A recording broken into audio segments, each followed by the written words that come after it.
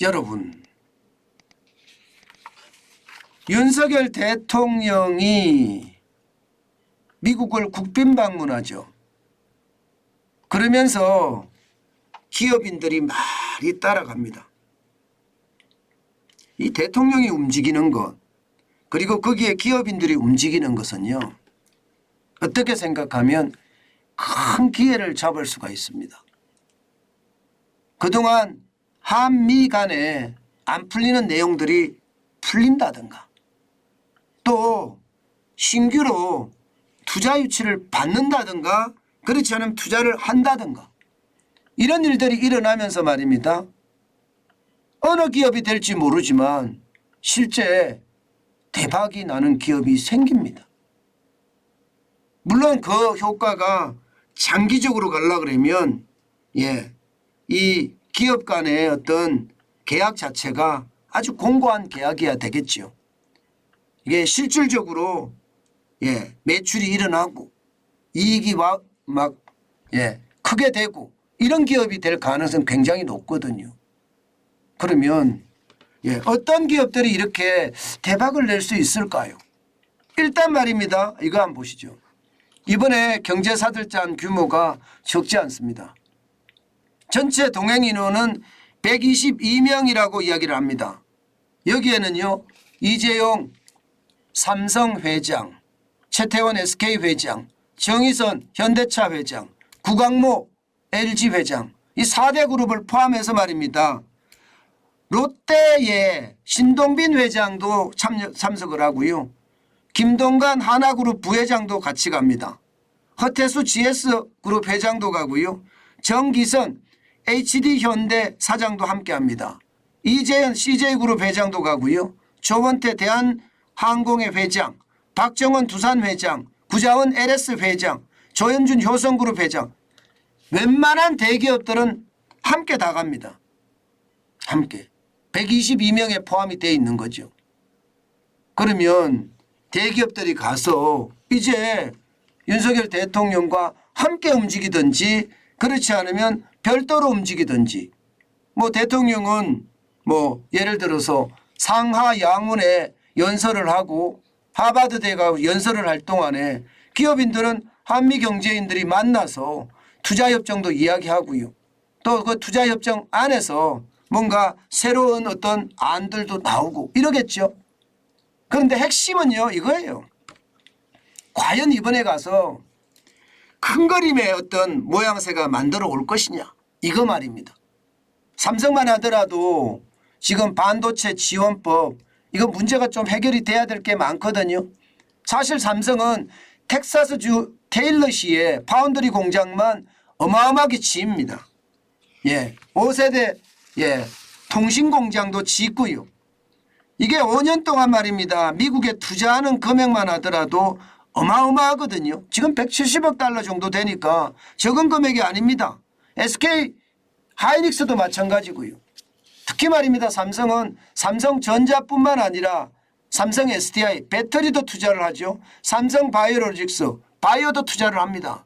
투자를 하든 투자를 받든 여기에서 뭔가 반도체 지원법에 대한 어떤 상황이 해결이 되고요. 특히 반도체 지원법 IRA 법안에는요, 이게 희한한 법이 많아요. 추가 이익을 환수하는 내용이라든가, 또한 이게 보조금을 주는 대신에 이 생산 시설을 공개를 한다든가, 뭐 이런 내용들은 진짜 말이 안 되는 거거든요.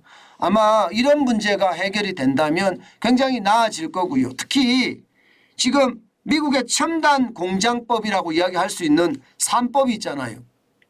인플레이션 감축법이라는 게 있고요. 반도체 지원법이라는 게 있고요. 그다음에 바이오 과학법이라는 게 있습니다.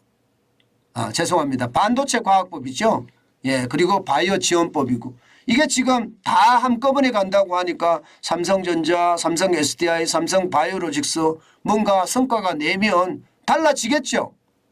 SK도 마찬가지입니다. SK 하이닉스의 어떤 이야기가 제일 큰데, 여기는 앞서 말씀드린 것처럼 150억 달러 정도 투자를 합니다. 아마 이 문제도 삼성과 똑같은 문제가 봉착이 될 거고요. 현대차는 지금 아주 최악의 문제가 있죠. 최악의 문제. 아마 현대차는 전기차 관련돼서 말입니다. 이번에 지원을 받는 게 한 개도 없어요. 영. 쉽게 말하면 이게 죄송합니다. 전기차 보조금을 주거든요. 많게는 7,500달러까지 준단 말입니다. 우리 돈으로 한 900만 원 정도 지원을 해요. 근데 현대차 자동차는 하나도 여기에 포함이 안 돼 있거든요. 근데 이번에 가서 말입니다. 뭐 예를 들어서 한두 대가 포함이 된다고 그러면 또 상황이 달라지는 그런 모양새가 나오겠죠. 아마도 그럴 가능성 굉장히 큽니다. LG도 마찬가지입니다. LG 에너지 솔루션. 이 배터리 부분도 인플레이션 감축법에 걸려 있거든요. 롯데 바이오로직스라고 해서 말입니다. 바이오 의약품 공장을 지금 미국에 짓는다고 해요. 이 부분도 지금 삼성 바이오로직스가 하는 것과 연계시켜 보면 롯데의 어떤 신성장 동력 중에 하나거든요. 새롭게 실시하는 어떤 사업 중에 하나이기 때문에 롯데 바이오로직스에 대한 생각 많이 해볼 수가 있고요. 특히 한화. 이 한화는요. 어떤 식이든 영향을 많이 미칠 거다 이렇게 이야기합니다. 왜냐하면 말입니다. 하나솔루션이 태양광을 많이 하잖아요. 하나솔루션의 태양광하고요. 지금 미국의 어떤 신재생 에너지 정책하고 이게 연계가 굉장히 많거든요. 지난번 조 바이든 대통령이 왔을 때도 김동관 부회장이 참석을 했었습니다. 계속. 그 말은 말입니다. 하나솔루션과의 어떤 신재생 에너지와 관련된 어떤 내용이 나올지 한번 두고 볼 일입니다. 또한 하나 에어로스페이스 방산이나 우주산업이거든요. 이것은 윤석열 정부 자체도 항공우주청을 만들어서 방산이나 우주산업을 키운다고 이야기하거든요. 특히 말입니다. 방산 문제는 이번에 첨예하게 아마 문제가 많이 제기될 거예요. 그러면 그 와중에 어떤 이야기가 나올지 우리는 주목해 볼 필요가 있습니다. 분명한 것은요. 반도체나 전기차나 방산과 관련돼서는 많은 이야기가 나올 거고요. 그 이야기들 중에는 기업들에게 엄청난 실적을 가져다 주는 그런 전략적 협약이나 전략적 계약이나 이런 것도 나오지 않을까. 그렇게 되면 아마도 주가도 많이 올라가는 그런 사태가 벌어지지 않겠느냐.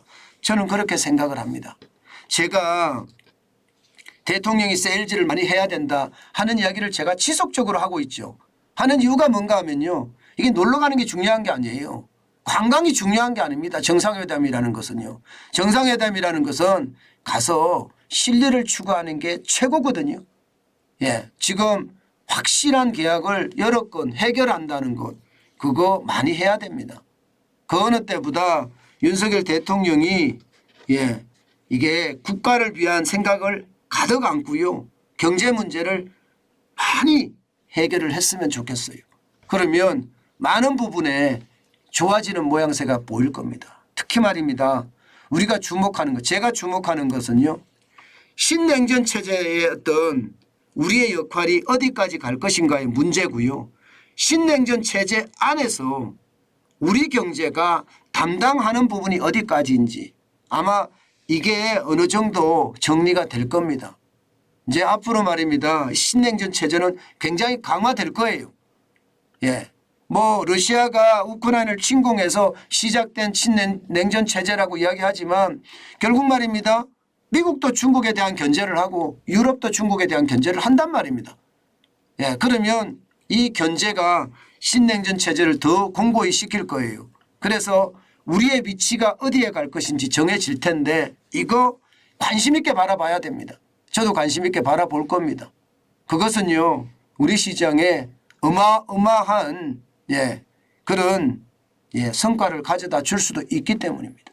저는 신냉전 체제를 우리가 잘만 이용하면요. 중국이 못 들어간 틈새 시장 우리가 들어가서 시장을 장악할 수 있는 것 그래서 이 위기를 극복할 수 있는 것 저는 있다고 생각합니다.